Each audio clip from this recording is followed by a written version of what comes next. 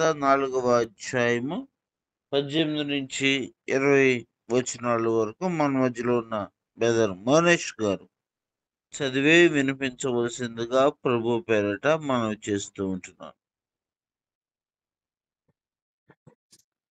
మన ప్రభు అయిన యేసుక్రీస్తు నామములో అందరికీ శుభాభివందనములు. ఈ దినం మనకై ఏర్పాటు చేయబడిన వాక్య భాగం మత్తయి సువార్త 4వ అధ్యాయము 18-20 వచనం వరకు చదువుకుందాం. యేసు గలిలయ సముద్ర తీరమున నడుచుచుండగా పేతురు అనబడిన సీమోను, అతని సహోదరుడైన ఆంద్రేయ అను 2 సహోదరులు సముద్రములో వలవేయుట చూచెను. వారు జాలరులు. ఆయన, నా వెంబడి రండి, నేను మిమ్మును మనుషులను పట్టు జాలరులుగా చేతునని వారితో చెప్పెను. వెంటనే వారు తమ వలలు విడిచిపెట్టి ఆయనను వెంబడించిరి. దేవుడి వాక్యం దీవించి ఆశీర్వదించబడునుగాక. ముఖ్యమైన సమయంలోకి మనం వస్తూ ఉంటున్నాం. ఈ దినము దైవవర్తమానం అందించుటకు మన మధ్యలో దేవుని సేవకులు, అదేవిధంగా యునైటెడ్ క్రిస్టియన్ యూత్ అధ్యక్షులు, అదేవిధంగా దేవుని యొక్క పనిలో వాడబడుతున్నాడు బెదర్ వినీత్ కుమార్ గారు అన్న మన మధ్యలో ఉన్నాడు. అన్న లెక్చరర్గా పనిచేస్తూ, అదేవిధంగా దేవుని పరిచర్యలను ఉంటూ, ఇంకను అన్న ఒక టీంకి, వేరొక టీంకి అల్లూరు మండల కన్వీనర్గా, పాస్టర్ల కన్వీనర్గా బాధ్యతలు నిర్వహిస్తూ, ఇలా దేవుని పరిచర్యలను అనేక మంది విద్యార్థులను మంచి భవిష్యత్తులో నడిపించే పనులను, అదేవిధంగా ఇక యునైటెడ్ పరిచర్యలోను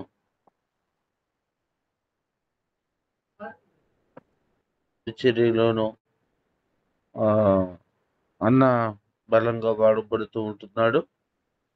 కాబట్టి ఈ యొక్క సమయంలో దేవుని యొక్క వర్తమానమును అందిస్తూ ఉండగా శ్రద్ధ కలిగి దేవుని యొక్క వాక్యాన్ని వినవలసిందిగా ప్రభు పేరిట మనవి చేస్తూ ఉంటున్నాను.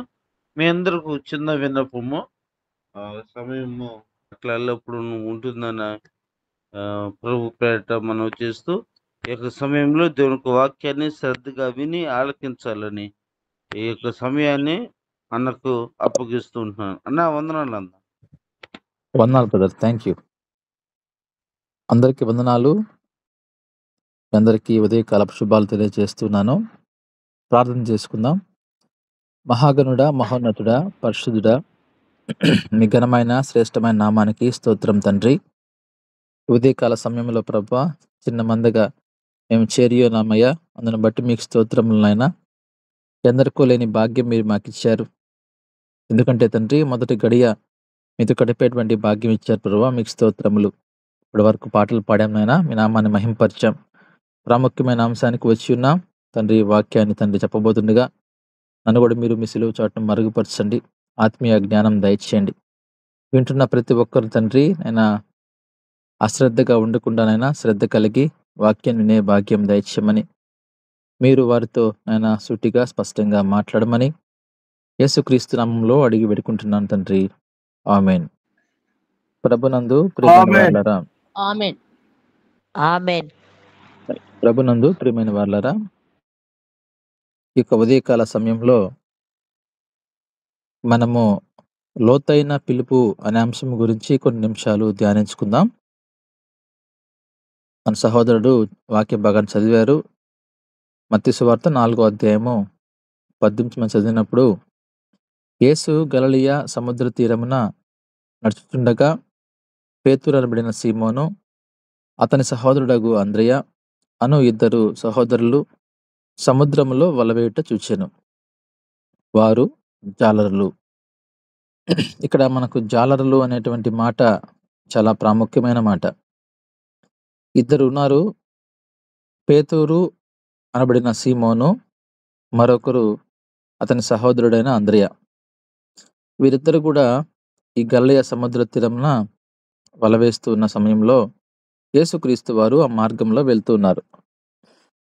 అయితే యేసయ్య వెంటనే వారిని నా వెంబడి రండి అని పిలిచాడు.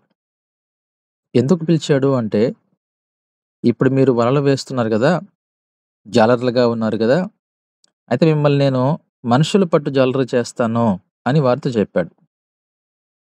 మనుషులు పట్టు జాలరుగా అంటే అర్థమేంటో గమనిస్తే, అనేక మందికి దీవెనకరంగా, అనేక మందికి సువార్త ప్రకటించేటువంటి వారిగా, అనేక మందికి దేవుని యొక్క ఆత్మీయ మాటలు చెప్పేటువంటి పరిస్థితుల్లో ఉండడానికి కొరకు వీరిద్దరిని కూడా పిలిచినట్టుగా మనం చూస్తున్నాం. ప్రభునందు ప్రియమైన వారలారా, దేవుని యొక్క ప్రణాళిక చాలా గొప్పది. ఆ యొక్క లోతైనటువంటి పిలుపు అనగా దూర పిలుపు అని మనం దీన్ని పిలుచుకోవచ్చు.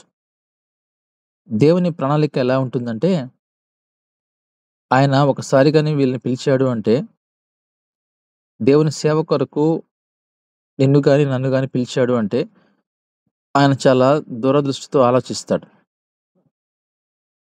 వీరిని ఏ విధంగా తీసుకొని పోవాలి? ఏ విధంగా ఉపయోగించాలి? సేవలో ఎందు నిమిత్తం ఉపయోగించాలి? అనేటువంటి ఆలోచన కలిగి దేవుని యొక్క పిలుపుంటుంది. ఎందుకంటే మనుషుల యొక్క ఆలోచన వేరు, దేవుని యొక్క ఆలోచన వేరు. మనుష్యుల యొక్క తలంపులు వేరు, దేవుని యొక్క తలంపులు వేరు. కనుక మనం గమనించినప్పుడు ఆయన పేతురుని, అంద్రేయుని పిలిచినప్పుడు ఆయన ఆలోచన వారి పట్ల చాలా ఎక్కువగా ఉన్నట్టుగా మనం గమనిస్తాం. పోను పోను మనం చదువుకుంటూ వెళ్తూ ఉంటే వాక్యాల్ని, మొట్టమొదటిలో పేతురు యొక్క పరిస్థితి ఏంటి? చివర్లో పేతురు యొక్క పరిస్థితి ఏంటో మనం గమనించవచ్చు. ఈ రోజున మనం కూడా ఇదే పరిస్థితుల్లో ఒకవేళ ఉన్నట్లయితే, దేవుడు మనల్ని పిలిచినప్పుడు మనం ఆయన పిలుపును అంగీకరించాలి. ఆయన పిలుపుకు మనం విధేయత చూపించాలి. ఆయన పిలుపుకు మనం లోబడి ఆయన మాట ప్రకారంగా మనం జీవించాలి. అందుకే ఈ రోజున మనం ఈ అంశాన్ని తీసుకున్నాము. లోతైన పిలుపు. దేవుని యొక్క ఆలోచన చాలా లోతుగా ఉంటుంది. ఈరోజు మనం చూస్తే మొట్టమొదట్లో భూమి మీద చూసినప్పుడు మట్టి ఉంటుంది. దాన్ని త్రవ్వుతూ వెళ్తే రకరకాలుగా బంగారం కావచ్చు, అవన్నీ లోతుగా మనకు దొరుకుతాయి. అదేవిధంగా లోతైనటువంటి అనుభవంలోకి మనం వెళ్ళాలి. మనము మన యొక్క జీవితంలో సంవత్సరాలు గడిచే కొద్దీ మనము మన యొక్క ఆలోచనలు కావచ్చు, ఆత్మీయ విధానం కావచ్చు, లోతైన అనుభవంలోకి వెళ్ళాలి. ప్రతి సంవత్సరం కూడా నీవు ఆత్మీయతలో ఎదుగుతూ వెళ్ళాలి. అదేవిధంగా ఇక్కడ మనం గమనించినప్పుడు కూడా దేవుడు పేతురుని పిలిచాడు. వారు ఒక జాలరులుగా ఉన్నారు. అయితే వారిని మనుషులు పట్టే జాలరుగా చేస్తాను రండి అని వాళ్ళని పిలిచిన వెంటనే అక్కడ మనం చూస్తే 20వ వచనంలో వెంటనే వారు తమ వలలు విడిచిపెట్టి ఆయనను వెంబడించిరి. మొట్టమొదటిగా మనము దేవుని మాట వినేవారంగా ఉండాలి. ఆయన మాటను గ్రహించే వారంగా ఉండాలి. ఆయనను వెంబడించే వారంగా ఉండాలి. దేవుని పిలుపు నీకు ఎప్పుడు ఎలా వస్తుందో నువ్వు గ్రహించలేవు. కానీ దేవుని వాక్యం మనం చదువుతున్నప్పుడు దేవుడు మనతో వాక్యం ద్వారా మాట్లాడతాడు. ఎప్పుడైతే మనతో దేవుడు వాక్యం ద్వారా మాట్లాడతాడో మనము ఆ వాక్యాన్ని విన్నప్పుడు దేవుడు నీతో మాట్లాడుతున్నాడు అనుకొని నువ్వు వెంటనే ఆ వాక్యానికి లోబడాలి. కనుక ప్రభునందు ప్రియమైన వారలారా, ఇక్కడ మనం చూసినప్పుడు పేతురు లోబడ్డాడు, అంద్రెయ లోబడ్డాడు. ఇద్దరు కూడా దేవుని మాటను విన్నారు. కానీ అప్పటికి యేసయ్య గురించి వారికి తెలియదు సరిగ్గా. అంత వాళ్ళకి ఆ స్పష్టత వాళ్ళలో లేదు. అయినప్పటికీ కూడా కొంత సమాచారం వారికి ఉంది గనుక, యేసయ్య గురించి తెలుసు గనుక ఆయన పిలిచిన వెంటనే వీరు ఆయన మాటకు లోబడినట్టుగా మనం ఇక్కడ చూస్తున్నాం. మరొక వాక్య భాగం చూద్దాము. లూకా సువార్త 5వ అధ్యాయము 1 నుంచి మనం చదువుకుంటూ వెళ్తే, జనసమూహము దేవుని వాక్యం వినుచు ఆయన మీద పడుచుండగా ఆయన గెన్నెసరెతు సరస్సు తీరమున నిలిచి ఆ సరస్సు తీరమునున్న 2 దోణలను చూచెను. జాలరులు వాటిలో నుండి దిగి తమ వలలు కడుగుచుండిరి. ఆయన ఆ దోణిలో సీమోనుదైన ఒక దోణె ఎక్కి ధర నుండి కొంచెము త్రోయమని అతన్ని అడిగి కూర్చుండి దోణిల నుండి జనసమూహములకు బోధించుచుండెను. ఇక్కడ మనం చూస్తున్నాము, ఇది ఒక సరస్సు. దేవుని వాక్యం వినడానికి ఆయన్ని అనేక మంది వెంబడించేవారు. ఆయన మాటలు ఎంతో స్పష్టంగా ఉంటుంది. ఆయన మాటలు వినడానికి ఎంతో ఇంపుగా ఉంటాయి. ఆయన మాటలు ఎంతోమంది ఇష్టపడేవారు. ఆయన బోధ అంత చక్కగా ఉండేది. అందుకే ఆయన బోధ కొరకు అనేక మంది, ఆయన మాటల కొరకు అనేక మంది వేచి చూస్తూ ఉండేవారు. అక్కడ జనసమూహం ఎక్కువైపోయింది. అయితే ఆ గెన్నెసెరతు ఉన్నటువంటి సరస్సు దగ్గర ఆయన నిలిచి ఒక 2 దోణలను అడిగాడు. ఆ దోణిలో నేను కూర్చుంటాను. అయితే అక్కడ బోధిస్తాను. కొద్దిగా లోతుకి పోనిస్తావా అని అక్కడ వారిని అడిగారు. గమనించండి, అదొక వ్యాపార స్థలం. వారు వలలు వేస్తూ చేపలను పట్టుకుంటూ ఉంటారు. వారి జీవనోపాధి వృత్తది. అటువంటి సమయంలో వారు ఆ వృత్తిని సహితం విడిచిపెట్టి దేవుని కొరకు ఆ రోజు ఆ యొక్క పడవలను వాడినట్టుగా మనం చూస్తాం. ఆ దోణిను దేవునికి ఇచ్చినట్లుగా మనం చూస్తాం.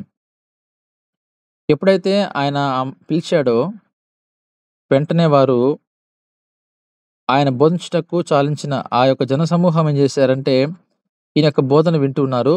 ఈ రోజుల్లాగా మనం ఒక గంట లేకపోతే ఒక హాఫ్ అన్ అవర్ వాక్యం చెప్పేవాడు కాదు యేసయ్య. ఆయన మాట్లాడుతూ ఉంటే ఉదయము ప్రారంభిస్తే ఒకవేళ సాయంత్రం అయిపోయేది. అటువంటి పరిస్థితి అప్పుడులో. అయినప్పటికీ కూడా ఎంతగానో శ్రద్ధగా ఆలకించేవారు.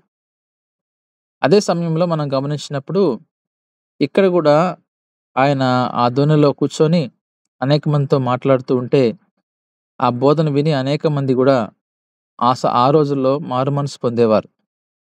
ఎంతో ముగ్ధులయ్యేవారు. వెంటనే వారు పాపాలు ఒప్పుకునేవారు. ఇటువంటి పరిస్థితులు కొనసాగుతూ ఉన్నాయి. అయితే ఆ సమయంలో ఆ జాలర్లు కూడా ఈ వాక్యాన్ని వింటూ ఉన్నారు. ఆయన చాలించిన తర్వాత, నీవు దోణిని లోతునకు నడిపించి చేపలు పట్టుటకు మీ వలలు వేయుడని సీమోనుతో చెప్పగా, సీమోను ఏలినవాడా, రాత్రంతయు మేము ప్రయాసపడితిమి కాని మాకేమియు దొరకలేదు. అయినను నీ మాట చొప్పున వలలు వేతుమని ఆయనతో చెప్పాను. అయితే ఆ సమయంలో గమనించినప్పుడు ఆ బోధ ముగించిన తర్వాత సీమోనుతో అంటున్నాడు దేవుడు, యేసయ్య అంటున్నాడు, నీవు కొంత లోతుకి పంపించు ఈ యొక్క దోణిను. అప్పుడు నువ్వు వలలు వేస్తే నీ వలలకు చేపలు పట్టే అవకాశం ఉంది అన్నప్పుడు ఆయన అంటున్నాడు, పేతురు అంటున్నాడు, అయ్యా, రాత్రంతా మేము శ్రమ పడ్డాము, ఎటువంటిది కూడా మాకు దొరకలేదు. అయితే నీ మాట చొప్పున చేస్తాము. ఇది చాలా ప్రాముఖ్యమైన అంశం. దేవుని మాటకు లోబడి తత్వాన్ని మనం గమనించినప్పుడు మొట్టమొదట్లో ఆయన వెంబడిస్తున్నాడు. అదే సమయంలో మనం గమనించినప్పుడు కూడా వలలు వేయడానికి కూడా సిద్ధపడ్డాడు. ఆయన మాటను అంగీకరిస్తున్నాడు. మన జీవితంలో కూడా మనం కూడా ప్రయాణం చేస్తున్నప్పుడు ఒకవేళ నీకు అసాధ్యమైనటువంటి పని ఉండవచ్చు. దేవుని మాట విన్నప్పుడే నీవు దాన్ని సాధ్యపరచుకోవచ్చు. ఎందుకని? దేవునికి సమస్తము సాధ్యము కనుక ఆయన మాటను నువ్వు అంగీకరించి ఆయన మాటకు నువ్వు లోబడిన యెడల అసాధ్యమైన సంఘటన నీ జీవితంలో ఉంటే అది సాధ్యపరిచే దేవుడుగా ఆయన ఉన్నాడు. అయితే ఇక్కడ గమనించండి, రాత్రంతా వాళ్ళు వలలు వేశారు. ఎటువంటి వాళ్ళకి చేపలు పడలేదు. అయితే పేతురు దేవుని మాట విని కొంత లోతుకి నడిపించినప్పుడు అక్కడ వలలు వేసిన తర్వాత చూడండి, గమనించండి, వారలాగు చేసి విస్తారమైన చేపలు పట్టిది. అందుచేత వారు వలలు పిగిలిపోవచ్చుండగా అనే మాట చూస్తున్నాం. ఏ విధంగా వారికి చేపలు పడ్డాయి అంటే విస్తారమైన చేపలు పడ్డాయి. మామూలుగా వారు వేటకు వెళ్ళినప్పుడు పడే చేపల కంటే కూడా ఎక్కువ చేపలు పడినట్టుగా ఇక్కడ మనం చూస్తూ ఉన్నాం. ఎప్పుడు ఈ విధంగా జరిగింది అంటే దేవుని మాటకు అనగా యేసయ్య మాటకు వాళ్ళు లోబడ్డారు. లోబడే జీవితం మనం కలిగి జీవించాలి. ఇక్కడ మనం చూసినప్పుడు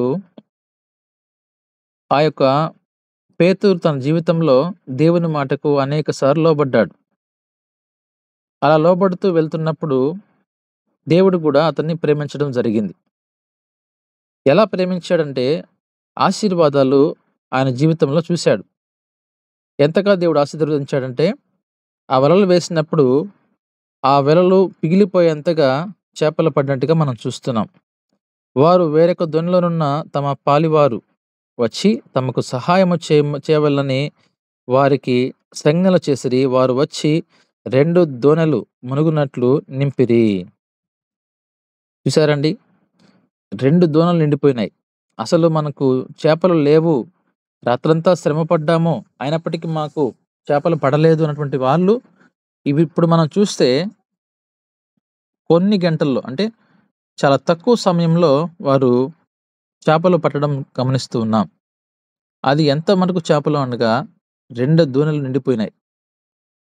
కనుక గమనించండి, మనం ఎంతో శ్రమపడి, ప్రయాసపడి మనం ఉద్యోగం చేస్తూ ఒకవేళ మన జీవితంలో ముందుకు వెళ్తున్న సమయంలో, ఒకవేళ నువ్వు ఎంతో శ్రమపడినప్పటికీ నీకు ప్రతిఫలం ఉండకపోవచ్చేమో.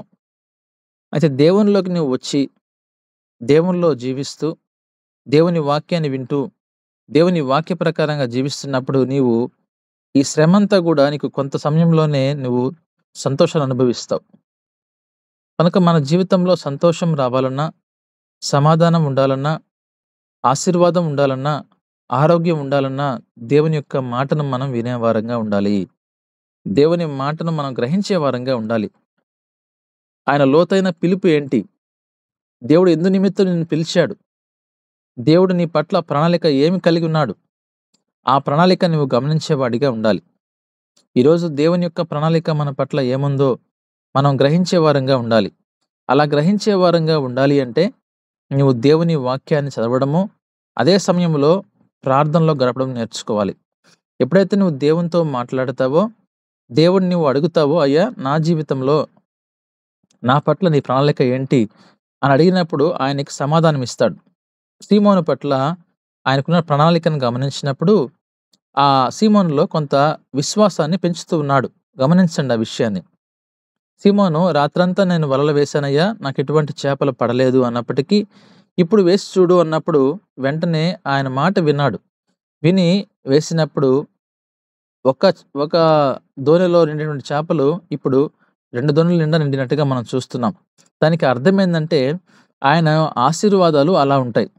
అందుకే ఆయన అంటాడు కదా, మీరు నాకిచ్చి నన్ను శోధించిన ఎడల ఆకాశ వాకిళ్ళు విప్పుతాను, పట్టజాలను దీవెనలు కుమ్మరిస్తాను అని అంటాడు. మనం కూడా వాటిని పట్టుకోలేం ఆ దీవెనలు. అటువంటి దీవెనలు ఆయన ఇవ్వగలడు అనే విషయాన్ని మనం గమనించాలి. అయితే చూడండి, ఇక్కడ సీమోను పేతురు అది చూచి యేసు మోకాలు ఎదుట సాగిలపడి, ప్రభువా నన్ను విడిచిపొమ్ము, నేను పాపాత్ముడనని చెప్పాను. చూసారా ఏమన్నాడండి? నేను పాపాత్ముడను అనేటువంటి మాట ఇక్కడ గమనిస్తున్నాం. సీమోను పేతురు మనం గమనించినప్పుడు ఎప్పుడైతే ఈ యొక్క అద్భుత కార్యాన్ని చూశాడో, రాత్రంతా ప్రయాస పడినప్పటికీ ఎటువంటి ప్రతిఫలం లేదు. అయితే ఆయన మాట విని కొంత సమయంలోనే ఇన్ని చేపలు పడినప్పుడు ఆ యొక్క ఆశీర్వాదాన్ని తట్టుకోలేకపోయాడు. ఆ ఆశీర్వాదాన్ని ఆయన, ఆ సంతోషాన్ని తట్టుకోలేకపోతూ అంటున్నాడు, అయ్యా నేను పాపినయ్యా, నన్ను క్షమించు నాయనా. ఎందుకంటే నేను నీ మీద కొంత అనుమానించాను, నాకు పడలేదు అనే మాట రాకూడదు. కానీ అక్కడ ఆ మాటను సంబోధించాడు. రాత్రంతా మేము శ్రమపడ్డాను, అయినప్పటికీ మాకు పడలేదయ్యా అనే మాటను అనకుండా ఒకవేళ వలలు వేస్తుంటే బాగుండేదేమో అన్నట్టుగా కొంత మనం చూసినప్పుడు రిపెంటెన్స్ అవుతూ ఉన్నాడు. అక్కడ పశ్చాత్తాపడుతూ ఉన్నాడు. ఏమంటున్నాడు? సాగిలపడ్డాడు, నన్ను విడిచి వెళ్ళిపోయా, ఎందుకంటే నేను పాపాత్ముడను. ప్రభునందు ప్రియమైన వారలారా, మన జీవితంలో కూడా దేవుడు మనల్ని పిలిచినప్పుడు, ఆయన పిలుపును మనం అంగీకరించినప్పుడు, మనలో ఉన్నటువంటి లోటుపాట్లను ఆయన ముందు మనము ఒప్పుకున్నప్పుడు దేవుడు మనల్ని బహుగా దీవిస్తాడు. ఆయనకు కావాల్సింది ఒకటే. అందుకే వాక్య భాగం సెలవిస్తా ఉంది, ఆయన పాపాన్ని ద్వేషిస్తాడు కానీ పాపిని ప్రేమిస్తాడు. ఎవరైతే ఈ పాపంలో జీవిస్తూ ఉంటారో మరి అటువంటి పాపాత్ములంటే ఆయనకి ఇష్టమే. ఎందుకంటే వారి కొరకే ఈ లోకానికి వచ్చాడు గనుక వారిని ఆయన ప్రేమిస్తాడు. అయితే ఆయనకి పాపము అంటే చాలా ద్వేషం. ఆ విషయాన్ని మనం గమనించాలి. మరొక వాక్య భాగాన్ని మనం చదువుకుందాం. పేతురు యొక్క జీవితంలో దీవెనలు ఏ విధంగా వచ్చాయో మత్తయి సువార్త 16వ అధ్యాయము 13వ వచనం చదువుకుంటూ వెళ్దాం. యేసు ఫిలిప్పుదైన కైసరయు ప్రాంతములకు వచ్చి మనుష్య కుమారుడు ఎవడని జనులు చెప్పుకొనుచున్నారని తన శిష్యులను అడుగగా, వారందరూ కొందరు బాప్తిస్మిచ్చి యోహాననియు, కొందరు ఏలియా అనియు, కొందరు ఇర్మియా అనియు, లేక ప్రవక్తలలో ఒకడనియు చెప్పుకొనుచున్నారనిది. ఇక్కడ యేసుక్రీస్తు వారు వాళ్ళ శిష్యులను అడుగుతున్నాడు, నా గురించి ఇక్కడ ఎవరు ఏమనుకుంటున్నారు అని అడిగాడు. ఫిలిప్పుదైన కైసరయు ప్రాంతానికి వచ్చి అక్కడ మనుష్య కుమారుడు ఎవడని జనులు అనుకుంటున్నారని చెప్పి శిష్యుల్ని అడిగాడు యేసయ్య. అది అడిగినప్పుడు వాళ్ళు చెప్పారు, అయ్యా కొందరేమో బాప్తిస్మిచ్చి యోహాను అని చెప్పుకుంటున్నారయ్యా, కొందరేమో ఏలియా అంటున్నారయ్యా, మరి కొందరు ఇర్మియా అంటున్నారు, లేకపోతే ప్రవక్తల్లో ఒకడని చెప్పుకుంటున్నారు నీ గురించి అని వారు చెప్తూ వచ్చారు యేసయ్యకు. ఇక్కడ గమనిస్తే యేసయ్య ఆయన ఆయన తన జీవితంలో నడుచుకుంటూ ముందుకు వెళ్తున్నప్పుడు ఆయన చేసేటువంటి అద్భుత కార్యాలను బట్టి కావచ్చు, లేకపోతే ఆయన చేసేటువంటి బోధనను బట్టి కావచ్చు, లేదా ఆయన మాట్లాడేటువంటి మాటలను బట్టి కావచ్చు.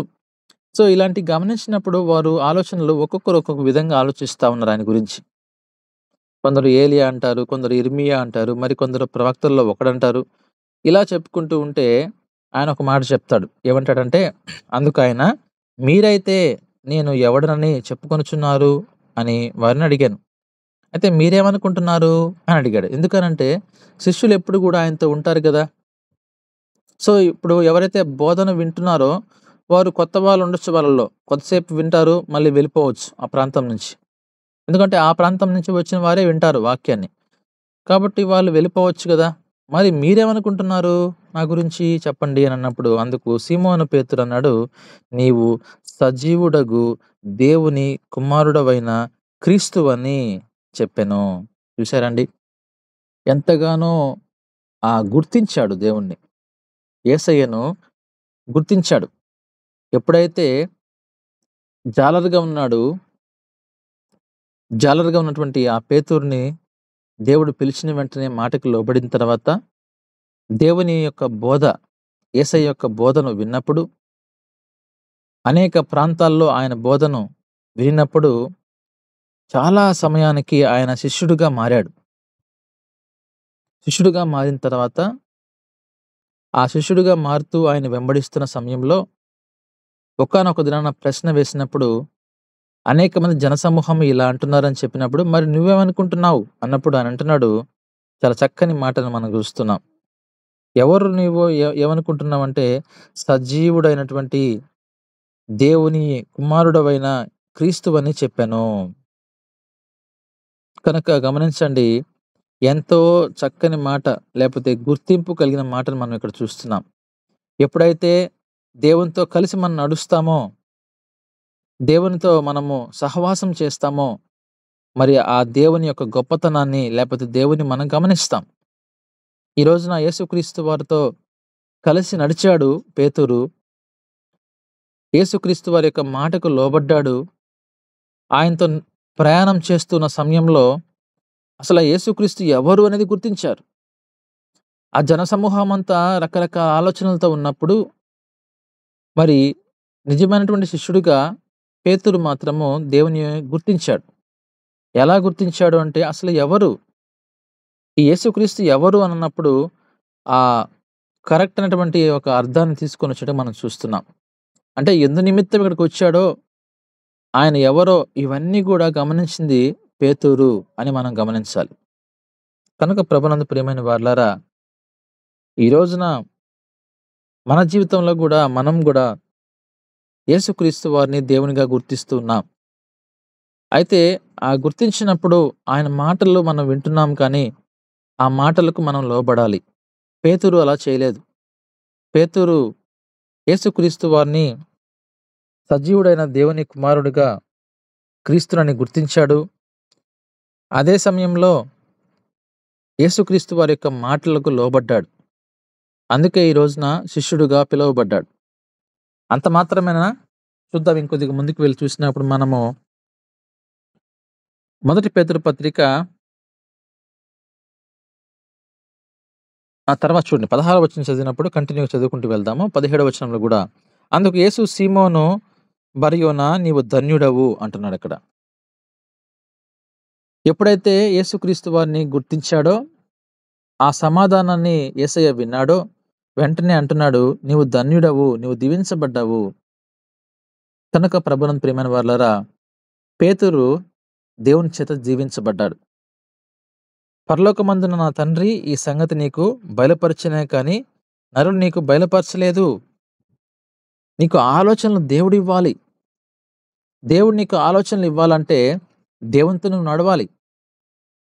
ఈ రోజున దేవుని సేవ చేస్తున్నప్పటికి కూడా కొందరికి ఆత్మీయ జ్ఞానం ఉండదు, ఆత్మీయమైన ఆలోచనలు ఉండవు. కారణం ఏంటంటే లోక సంబంధంగా వారు జీవిస్తూ ఉంటారు కనుక లోక సంబంధమైనటువంటి ఆలోచనలతో వాళ్ళు గడుపుతూ ఉంటారు. అలా ఉండడానికి లేదు.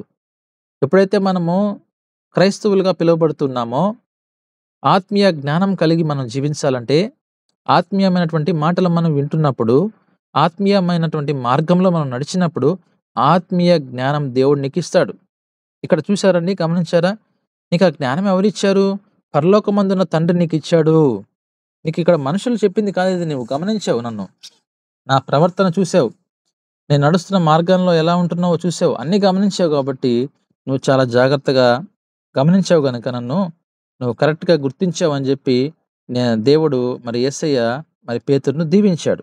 అంత మాత్రమేనా? తర్వాత చూడండి, మరియు 18వ వచనంలో, మరియు నీవు పేతురువు అను బండవు, ఈ బండ మీద నా సంఘమును కట్టుదును, పాతాళలోక ద్వారములు దాని ఎదుట నిలువ నేరవని నేను మీతో చెప్పుచున్నాను. యేసుక్రీస్తు వారు ఒక మంచి మాటని ఇక్కడ అంటున్నాడు. ఆ ఒక పేతురు అను శబ్దానికి రాయి అని అర్థము అని ఉంది ఇక్కడ. చూసినప్పుడు ఆయనకు మంచి ఒక గుర్తింపు ఇచ్చాడు. నువ్వు ఒక బండవు, క్రీస్తు అను బండవు, నీ మీద సంఘాన్ని, ఈరోజు మనం చూస్తే ఆ క్రీస్తు అనే బండ మీద సంఘాన్ని కట్టుకుంటాం కదా, కనుక అటువంటి మంచి గుర్తింపును కూడా పేతురుకి ఇచ్చాడు. అంత మాత్రమే కాదు, పరలోక రాజ్యం యొక్క తాళపు చెవులు నీకు ఇచ్చేదను, నీవు భూలోకమందును దేన్ని బంధించుదువో అది పరలోకమందును బంధింపబడును, భూలోకమందు దేనిని విప్పుదువో అది పరలోకమందును విప్పబడును అని అతనితో చెప్పాను. అంటే చూడండి, ఎప్పుడైతే యేసుక్రీస్తు వారి శిష్యుడిగా మార్చబడ్డాడో, మరి యేసయ్య యొక్క మాటలు వింటూ లోబడుతూ ఉన్నాడో, మరి పేతురు జీవితంలో ఎన్నో దీవెనలు చూశాడు.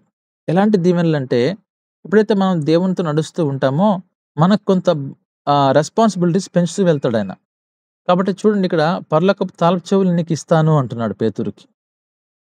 ఆ పేతురుని ఆయన ఎంతగానో కొంత ప్రమోషన్ ఇస్తున్నట్టుగా మనం ఇక్కడ చూస్తున్నాం. అది ఎలా, ఎప్పుడు వస్తుంది? దేవునిలో ఉన్నప్పుడు, దేవునితో సహవాసం ఉన్నప్పుడు, దేవుని మాటకు లోబడినప్పుడు, అదే సమయంలో దేవుని యొక్క ప్రతి మాటను నువ్వు గుర్తిస్తున్న సమయంలో దేవుడు నీకు దీవెనలతో పాటు నీకు ఏమైతే అవసరమో ఆయన దూరంగా ఆలోచించి ఆయన నీకు అన్నీ కూడా ప్రమోషన్స్ ఇస్తూ ముందుకు తీసుకెళ్తాడు. ఎందులో ప్రమోషన్స్? ఉద్యోగంలో కాదు, దేవుని పనిలో.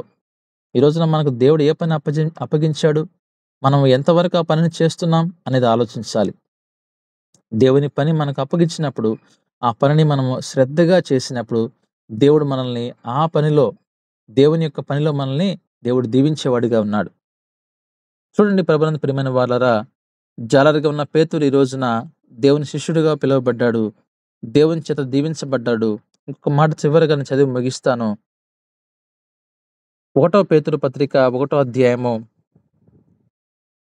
1వ పేతురు పత్రిక 1వ అధ్యాయం 1వ వచనం చదువుకుందాం. యేసుక్రీస్తు అపోస్తలుడైన పేతురు తండ్రి అయిన దేవుని భవిష్యత్ జ్ఞానమును బట్టి, ఇక్కడ ఒక మాట మనం చూస్తున్నాం. అపోస్తలుడైన పేతురు ఏమయ్యాడండి? ఇప్పుడు శిష్యుడు కాస్త ఇప్పుడు ఏమయ్యాడు? అపోస్తలుడుగా పిలువబడుతున్నాడు. పేతురు జీవితంలో మనం చూసినప్పుడు కొంత పదవిలో ఆ యొక్క ప్రమోట్ అయినట్టుగా మనం చూస్తున్నాం. సో జాలరుగా ఉన్నటువంటి పేతురు శిష్యుడిగా పిలువబడ్డాడు. శిష్యుడిగా పిలువబడిన తర్వాత ఎన్నో బాధ్యతలను స్వీకరించాడు. అంత మాత్రమే ఉండకుండా ఇంకా అపోస్తలుడుగా పిలువబడ్డాడు. అపోస్తలుడైన పేతురుగా పిలువబడ్డాడు. ఇది మనకు గమనించినప్పుడు పేతురు జీవితంలో లోతైన పిలుపులోకి మరి పేతురు వెళ్ళినట్టుగా మనం చూస్తున్నాం. కనుక ప్రభునందు ప్రియమైన వాళ్ళారా, మన జీవితంలో దేవుని యొక్క పిలుపును మనం గ్రహించే వారంగా ఉండాలి అని ఈరోజు మనం నేర్చుకోవాలి. కనుక ఎప్పుడైతే జాలరుగా ఉన్న పేతురు దేవుని మాట విని ఆయన మాటకు లోబడి ఒక అడుగు ముందుకు వేసి వెంటనే ఆ యొక్క జీవనోపాధిగా ఉన్నటువంటి ఆ యొక్క జాలరితనాన్ని విడిచిపెట్టి దేవుని వైపు పరుగులు తీశాడో, అనేక ప్రాంతాల్లో వాళ్ళు యేసయ్య బోధన బోధిస్తున్న సమయంలో మరి పేతురు ఆ బోధలు విన్నాడు. బోధలు విన్నప్పుడు అసలు ఆ యేసయ్య ఎవరో గుర్తించాడు. ఆ గుర్తింపు నీకు రావాలంటే, దేవుని జ్ఞానం నీకు తెలియజేయాలంటే, దేవునితో నీవు లోతుగా నడవాలి. లోతైన అనుభవంలోకి వెళ్ళాలి. ఈ రోజున నువ్వు వాక్యం చదువుతున్నావు, బాగుంది. మరి సంవత్సరానికి మరొక సంవత్సరానికి నీకు లోతైన జ్ఞానం వస్తుందా? లోతైన అనుభవంలోకి వెళ్తున్నావా? మన దేవుని యొక్క లోతైన మర్మాలు తెలుసుకుంటున్నావా? దేవుని వాక్యం యొక్క ఆ యొక్క విలువ ఏంటో తెలుసుకుంటున్నావా? అలా తెలుసుకున్నట్లయితే నీలో మార్పు రావాలి. పేతురు ఒకప్పుడు జాలరి, తర్వాత ఏమో శిష్యుడిగా మార్చబడ్డాడు. దానికి కారణము లోతైన అనుభవంలోకి వెళ్ళాడు. ఆ తర్వాత దేవుణ్ణి యేసయ్య దేవుని కుమారుడు, సజీవుడైన దేవుని కుమారుడు అని గుర్తించాడు అంటే ఇంకొద్దిగా లోతైన అనుభవంలోకి వెళ్ళాడు. ఎప్పుడైతే ఆయన లోతైన అనుభవంలోకి వెళ్తున్నాడో, దేవుని యొక్క లోతైన పిలుపును గ్రహిస్తూ ఉన్నాడో, వెంటనే దేవుడు ఒక రెస్పాన్సిబిలిటీ ఇచ్చాడు. నీకు పరలోకపు తాళపు చెవులు ఇస్తాను, నువ్వు బండగా పిలువబడతావు అని చెప్పాడు కదండి. ఎంత సంతోషం అండి. ఎందుకంటే దేవుడు మనల్ని గుర్తించాడు. అక్కడ పేతురుని దేవుడు గుర్తించాడు. పేతురు యొక్క హృదయాన్ని దేవుడు గుర్తించాడు కనుక ఆ తర్వాత అక్కడి నుంచి మనం చూస్తే చివరికి అపోస్తుడైనటువంటి పేతురుగా పిలువబడ్డాడు. ఒక మంచి స్థానాన్ని దేవుడు ఏర్పాటు చేశాడు. కనుక అపోస్తుడైనటువంటి పేతురుగా పిలువబడాలి అంటే జాలరిగా ఉన్నటువంటి పేతురు మార్చబడాలి. ఇది ఆయన ప్రణాళిక, ఇది ఆయన లోతైన పిలుపు. ఈరోజు అటువంటి లోతైనటువంటి అనుభవంలోకి మనం వెళ్తున్నామా అనేది ఈరోజు మనం గ్రహించాలి. కనుక ప్రభునందు ప్రియమైన వారలారా, దేవుడు ఆయన యొక్క ఆలోచన వేరు, ఆయన ప్రణాళిక వేరు. మన యొక్క ఆలోచన విధానం వేరు, మన యొక్క ప్రణాళిక వేరు. కనుక మన ఆలోచన ప్రకారం మనం వెళ్తున్నట్లయితే నీవు ఎప్పుడు కూడా డెవలప్ అవ్వలేవు, అభివృద్ధి చెందలేవు. ఎప్పుడైతే దేవుని యొక్క ఆలోచన ప్రకారం నువ్వు ముందుకు వెళ్తున్నప్పుడు, దేవుని యొక్క చూపు నీ మీద పడినప్పుడు, దేవుడు నిన్ను ఏ సమయంలో ఎలా దీవించాలో అలా దీవిస్తాడు. అలాంటి దీవెనలు, అలాంటి కృప దేవుడు మనందరికీ దయచేయను గాక. ఆమేన్. దేవునికి స్తోత్రం. చక్కటి వాక్య సందేశాన్ని అందించిన వినీతన్న గారికి ప్రభు పేరట వందనాలు తెలియజేస్తూ ఉంటున్నాం. ఈ దినము దేవుడు మనందరితోనూ మాట్లాడుతూ వచ్చాడు. మన పట్ల దేవుని యొక్క ప్రణాళిక ఎలా ఉన్నదో ఒకసారి మనము పరిశీలించుకోవాలి. పేతురును దేవుడు పిలిచినప్పుడు జాలరుగా ఉన్నాడు. అదే ఒక పేతురు దేవుని చేత దేవుని యొక్క సహవాసంలో ఎదుగుచు అపోస్తులుడుగా పిలువబడుతూ ఉంటున్నాడు. జాలరుగా పిలువబడిన వ్యక్తి అపోస్తులుడుగా యేసు ప్రభువారి చేత పిలువబడుతూ ఉంటున్నాడు. పరలోకపు యొక్క తాళపు చెవులను తను కలిగిన వాడుగాను తాను కనపడుతూ ఉంటున్నాడు. కాబట్టి ప్రభునందు ప్రియ దేవుని బిడ్డలారా, మన ఆత్మీయ జీవితాన్ని ఒక్కసారి మనం పరిశీలన చేసుకుందాం. ఈరోజు దేవుని సముఖానికి వస్తున్న మనము ఎక్కడ వేసిన గొంగలి అక్కడన్న రీతిలో మనం ఉంటున్నామా? దేవుని యొక్క సముఖంలో అంచెలంచెలుగా పాటలు పాడేవారం గాను, వాక్యం చదివేవారం గాను, ప్రార్థించేవారం గాను, దేవుని యొక్క సన్నిధానంలో, మందిరంలో, సహవాసంలో బాధ్యతలు తీసుకొని ఇది నా సహవాసము, ఇది నా తండ్రి పని అని బాధ్యత కలిగి నడుచుకునే క్రమంలో మనం ఉంటే దేవుడు ఇంకా ఆత్మీయంగాను ఇటు శారీరకంగాను మనల్ని అన్ని విషయాలలో ఆశీర్వదించే దేవుడిగా ఉన్నాడని దేవుడు మరొకసారి మనతో తన యొక్క ప్రణాళికను మన పట్ల ఏ విధంగా ఉందో ఆ దినాన పేతురు పట్ల ఉన్న ప్రణాళికను ఆయన మన పట్లను కలిగి ఉన్నాడని, దీర్ఘమైన ప్రణాళిక కలిగి ఉన్నాడని, ఆయన అందరినీ ప్రేమించువాడని, అందరికి ధారాళంగా ఇచ్చేవాడని ఆయన మాట్లాడుతూ ఉండగా ఈ యొక్క మాటలు మన హృదయంలో నూరంతలుగా ఫలించలాగున వాక్య ఫలింపు కొరకు మనం ప్రార్థన చేసుకుందాం. మన మధ్యలో ఉన్న పేట్రాన్న గారు వాక్య ఫలింపు కొరకు ప్రార్థన చేయవలసిందిగా ప్రభు పేరట మనవి చేస్తూ ఉంటున్నాను. అందరికీ వందనాలు. ప్రార్థన చేసుకున్నాం. ప్రేమ నమ్మకమైన మా ప్రియ పరలోకపు తండ్రి, మీ పవిత్రమైన పాదాలకు వందనాలు, స్తుతులు, స్తోత్రాలు దేవా. ఉదయకాల సమయంలో మా మరణ పడకల నుంచి మమ్మల్ని లేపి మీ పాద సన్నిధిలో స్తుతించుటకు, కీర్తించుటకు, మీ మాటలు ధ్యానం చేసుకున్నటకు మీ పాదాల దగ్గర దేవా మమ్మల్ని నిలబెట్టినందుకు స్తోత్రాలు తండ్రి. గనులకి గొప్పవారికి లేని భాగ్యము, ఏ యోగ్యత లేని మా జీవితాలకు దయచేసినందుకు స్తోత్రాలు. పాప క్షమాపణతో కూడిన రక్షణ ఆనందాన్ని మా హృదయంలో ఉంచారు. మా పాపములు క్షమించుటకు, మన్నించుటకు దేవా కలువరి శిలువలో మీరు ప్రాణం పెట్టిన నాయన విధానాన్ని మేము జ్ఞాపకం చేసుకుంటాం. నిన్ను స్తుతిస్తూ ఉన్నాం. ఇదిగో ప్రభువా, పేతురును, అంద్రేయను, యాకోబును, యోహానును ప్రభువా ఒకరు వెంబడ ఒకరు నాయన వలలు విడిచిపెట్టి అయా నీ మాట విని నీ మాట ప్రకారం జీవించుటకు మీ ప్రణాళికలో మీరు సిద్ధం చేసిన దానిని బట్టి స్తోత్రాలు. గొప్ప దేవా, మా ఆలోచనలు కేవలం నిష్ప్రయోజనమైనవి. మా సొంత ఆలోచనలు ఏమాత్రము పనికిరావు. కనికరించే తండ్రి, కాపాడే దేవా, నీకే స్తోత్రాలు చెల్లిస్తున్నా. మా ఆలోచనలు నిష్ప్రయోజనమైనవని తెలుసుకొని ఒప్పుకొని విడిచిపెట్టే వారముగా ఉండులాగున కృప చూపమని ప్రార్థన చేస్తా ఉన్నా. ఇదిగో మీ మాట చొప్పున వలలు వేసినప్పుడు విస్తారమైన చేపలు పడి ఆశీర్వాదం ఇచ్చినట్లుగా, కొదువు తనాన్ని తీసివేసినట్లుగా దేవా మీ మాటలో చేపలు పడినప్పుడు అయ్యా నేను పాపాత్ముడను అని ఒప్పుకొని నీ పాద సన్నిధిలో నీ పాదాల దగ్గర ఒప్పుకున్నాడు. నేను అపవిత్రమైన పెదవులు గలవాడను, నేను పాపములో ఉన్నవాడను, విశ్వాసము లేనివాడను, బలహీనుడను, తప్పిపోయేవాడను అని గుర్తెరిగి పశ్చాత్తాపడి నీ మాట చొప్పున అంద్రేయ గారిని, పేతురు, అంద్రేయ, యోహాను, యాకోబు అందరూ నిన్ను వెంబడించిన వారుగా ఉంటున్నారు. అయ్యా నీ ప్రణాళికలో మేము ఉన్నప్పుడు మమ్మల్ని జ్ఞాపకం చేసుకుంటారు దేవా. మీరు మాకు తోడుగా ఉంటారు తండ్రి. పరిచర్యలో మమ్మల్ని వాడుకుంటారు తండ్రి.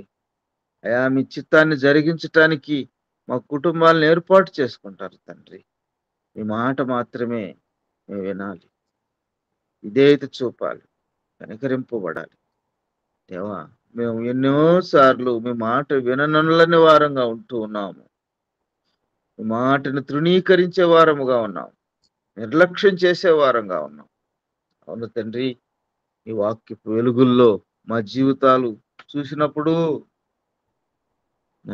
గమనిస్తూ ఉన్నప్పుడు తండ్రి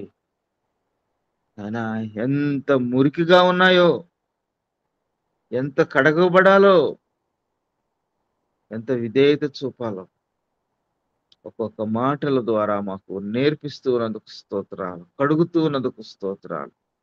కృప చూపే దేవా, వాక్యం చెప్పిన మీ దాసుని దీవించండి, ఆశీర్వదించండి. అనేకులకు ప్రభువా సాక్షార్థకరంగా ఈ సేవా జీవితంలో ముందుకు కొనసాగులాగా నా బిడ్డని దీవించండి, ఆశీర్వదించండి, కుటుంబాన్ని దీవించండి. తల్లిదండ్రులను జ్ఞాపకం చేసుకోండి, మీ కాపుదలు దయచేయండి. యేసువై పరిచర్యను దీవించండి నాయన.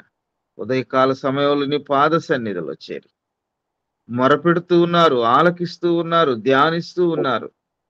నా దేవా, ఈ CY పరిచయను దీవించండి, ఆశీర్వదించండి. వారి కుటుంబాల్లో ఆయన ఈ రీతిగా చర్చించుకొని, చదువుకొని, పాడి, కీర్తించి, ఆరాధించే విధంగా కుటుంబాలన్నిటినీ దీవించమని ప్రార్థన చేస్తాను. సమృద్ధి అయిన ఆహారాన్ని దయచేయమని ప్రార్థన చేస్తాను. మీరే సహాయం చేయమని, కృప చూపమని యేసయ్య పరిశుద్ధ నామములో స్తుతించి ప్రార్థన చేసి వేడుకుంటున్నాము తండ్రి. ఆమేన్. ఆమేన్. ఆమేన్. ఆమేన్.